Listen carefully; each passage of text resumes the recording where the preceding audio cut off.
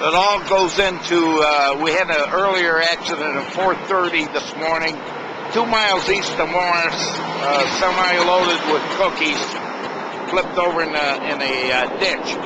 They were cleaning up that accident about 1:15 this afternoon. We had a 4-vehicle semi-accident in the eastbound lanes right under Route 47 on I-80.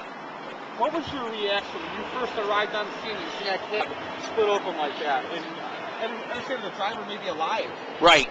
I figured that possibly we had 1 fatal and 3 more injuries.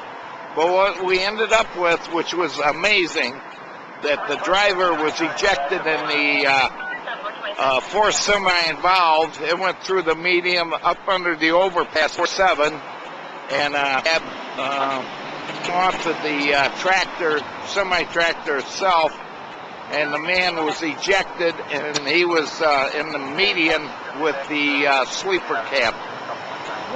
Yes, he was talking at alert. The people that got here before we arrived on the scene had him sitting down and in the ditch when we got here.